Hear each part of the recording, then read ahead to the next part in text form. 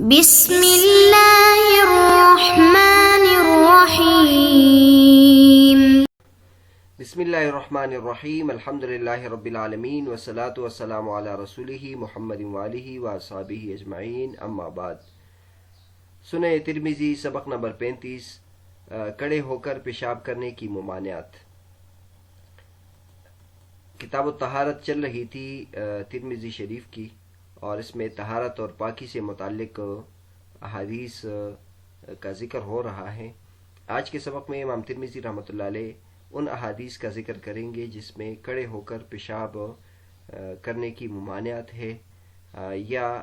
کڑے ہو کر پیشاب کرنے کا جواز ہے۔ ان دونوں طرح کی احادیث امام ترمذی رحمۃ اللہ علیہ ذکر فرمائیں گے۔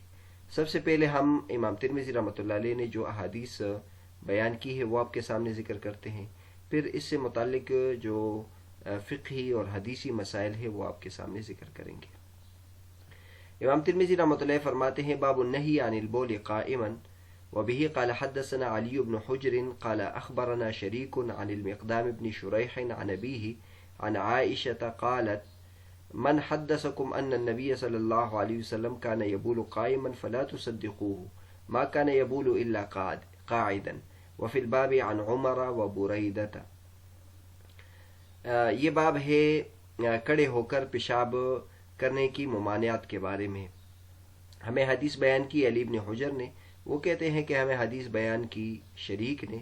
اور وہ مقدام ابن شریح سے نقل کرتے ہیں، اور وہ اپنے والد شریح سے نقل کرتے ہیں، اور وہ حضرت عائشہ رضی اللہ عنہ سے نقل کرتے ہیں کہ حضرت عائشہ رضی اللہ عنہ نے فرمایا کہ جو تمہیں یہ حدیث بیان کرے کہ نبی کریم صلی اللہ علیہ وسلم کڑے ہو کر پیشاب کرتے تھے تو تم اس کی تصدیق نہ کرو۔ نبی کریم صلی اللہ علیہ وسلم صرف بیٹھ کر ہی پیشاب کرتے تھے۔ اور اس باب میں حضرت عمر رضی اللہ تعالیٰ عنہ اور بریدہ رضی اللہ عنہ سے حدیث منقول ہے۔ اس میں اگر دیکھ لیں، اس حدیث میں ہے کہ حضرت عائشہ رضی اللہ تعالیٰ عنہ فرماتی ہیں کہ نبی کریم صلی اللہ علیہ وسلم ہمیشہ بیٹھ کر پیشاب کرتے تھے، اور جو تمہیں یہ کہے کہ نبی کریم صلی اللہ علیہ وسلم کڑے ہو کر پیشاب کرتے تھے تو اس کی تصدیق نہ کرو۔ یہ حضرت عائشہ رضی اللہ عنہ سے منقول ہے، اور اس باب میں حضرت عمر رضی اللہ عنہ، بریدہ رضی اللہ عنہ سے بھی حدیث منقول ہے۔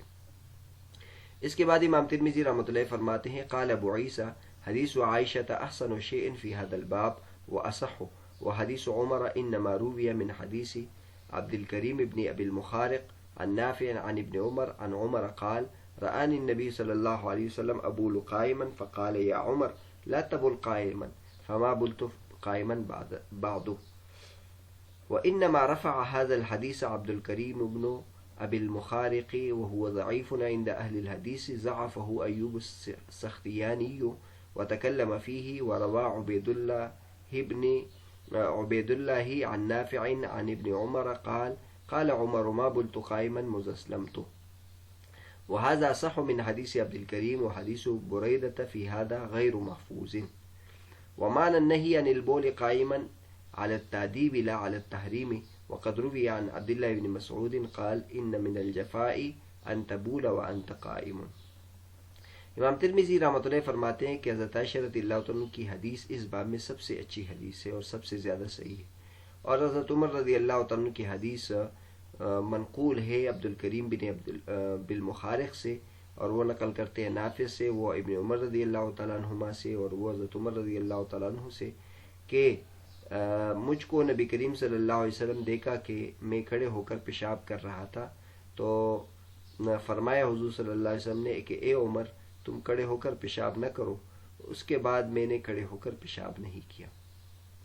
اس حدیث کو مرفوعاً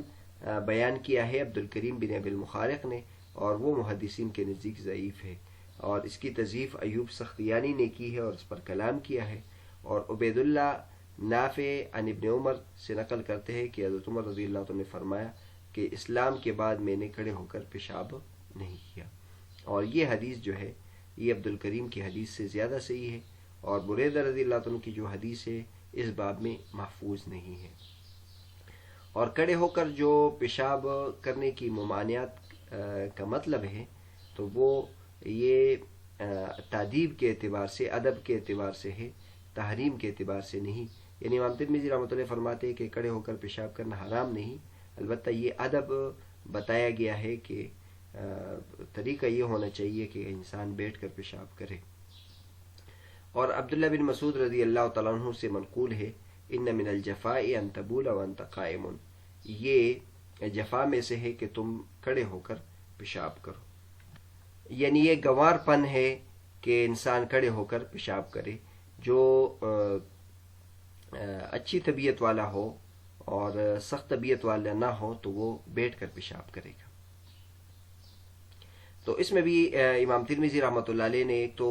بتایا کہ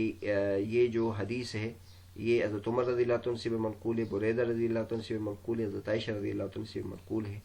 لیکن اس باب میں جو سند کے اعتبار سے قوی حدیث ہے وہ حضرت عائشہ رضی اللہ عنہ کی حدیث ہے، اور اس کے بعد حضرت عمر رضی اللہ عنہ کی حدیث ایک تو عبد الکریم بن ابی المخارق کے طریق سے منقول ہے، اور ایک عبد الکریم بن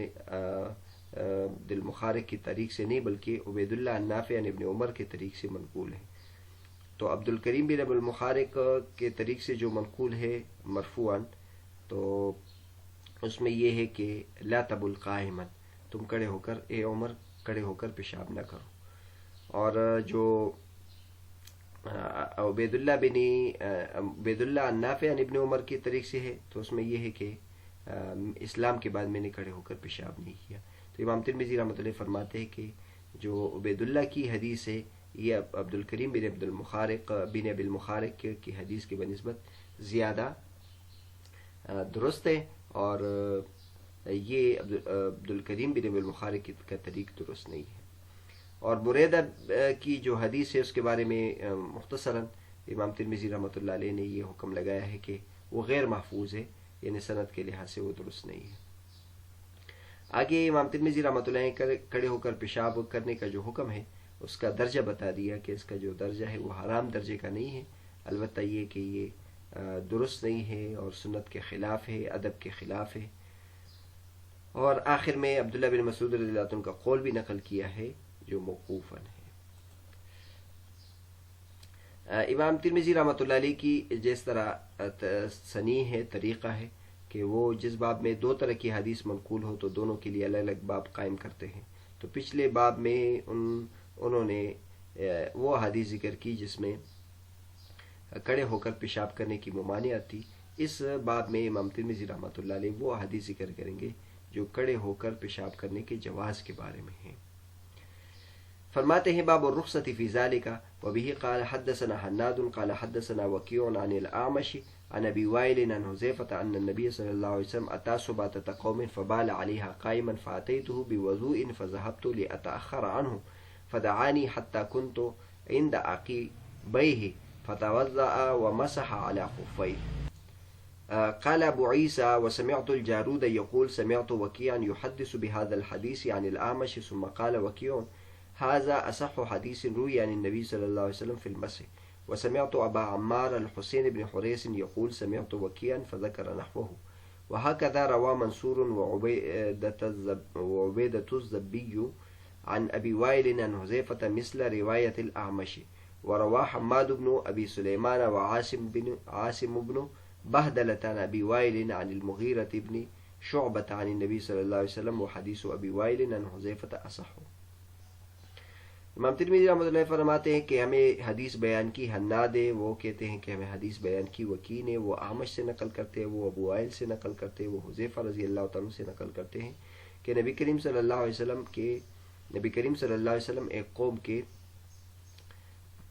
کوڑا دان پر تشریف لائے اور وہاں کھڑے ہو کر پیشاب کیا۔ میں وضو کا پانی لے کر ان کے پاس آیا اور پھر میں چلا گیا تاکہ ان سے پیچھے ہٹ جاؤں۔ نبی کریم صلی اللہ علیہ وسلم نے مجھے بلایا یہاں تک کہ میں حضور صلی اللہ علیہ وسلم کے پیچھے تھا۔ حضور صلی اللہ علیہ وسلم نے وضو فرمایا اور اپنے موضوع پر مسح کیا۔ امام ترمذی رحمۃ اللہ فرماتے کہ میں نے جارود سے سنا، وہ کہہ رہے تھے کہ میں نے وکیع سے سنا کہ وہ اس حدیث کو بیان کر رہے تھے امام اعمش رحمۃ اللہ علیہ سے۔ پھر وکیع نے فرمایا کہ یہ حدیث سب سے زیادہ صحیح ہے جو نبی کریم صلی اللہ علیہ وسلم سے مسح کے بارے میں منقول ہے۔ اور میں نے ابو عمار حسین ابن حریث سے سنا، وہ فرما رہے تھے کہ میں نے وکیع سے سنا اور انہوں نے بھی اس طرح کی بات نقل کی۔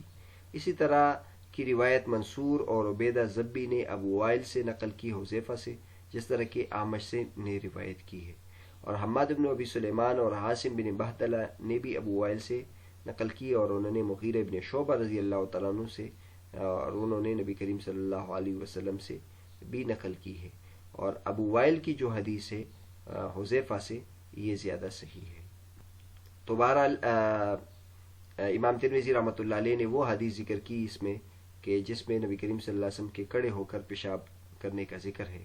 کہ نبی کریم صلی اللہ علیہ وسلم ایک کوڑا کرکٹ ڈالنے کی جگہ نبی کریم صلی اللہ علیہ وسلم تشریف لائے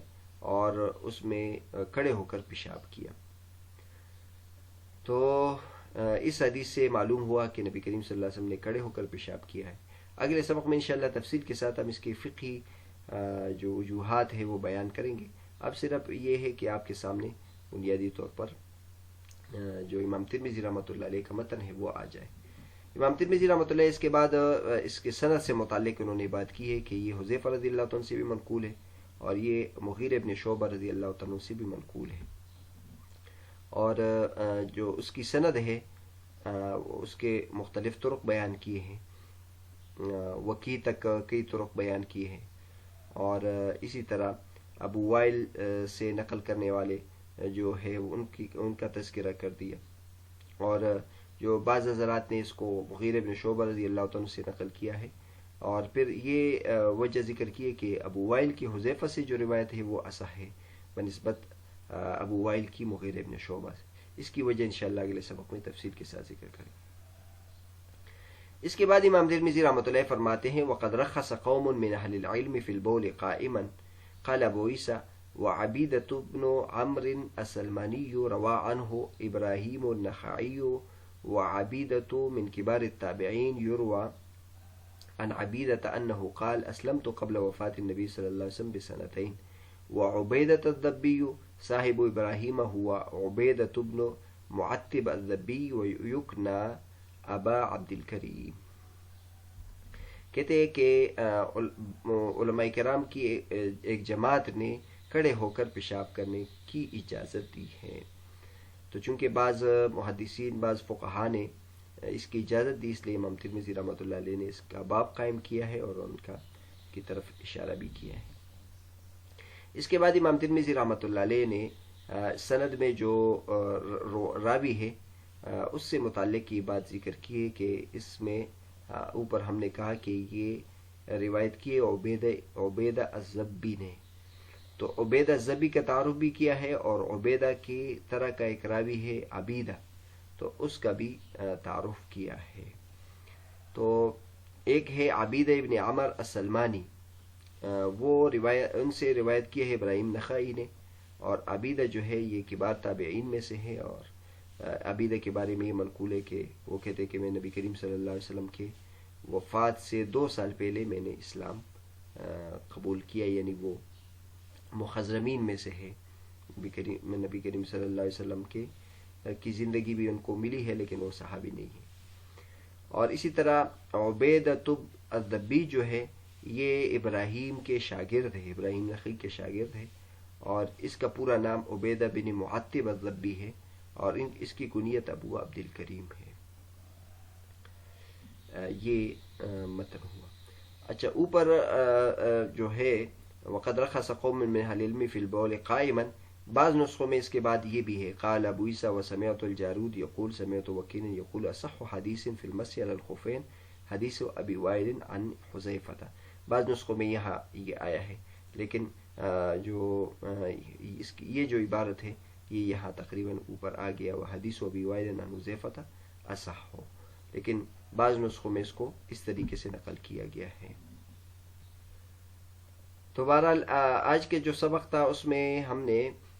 کھڑے ہو کر پیشاب کرنے سے متعلق ممانعت کی جو حدیث ہے اور جو جواز کی حدیث ہے وہ دونوں آپ کے سامنے ذکر کر دی۔ اگلے سبق میں اس کے رجال کے جو حالات ہیں وہ آپ کے سامنے ذکر کرتے ہیں، اور پھر اس میں جو فقہی مسائل ہیں وہ بھی آپ کے سامنے ذکر کرتے ہیں۔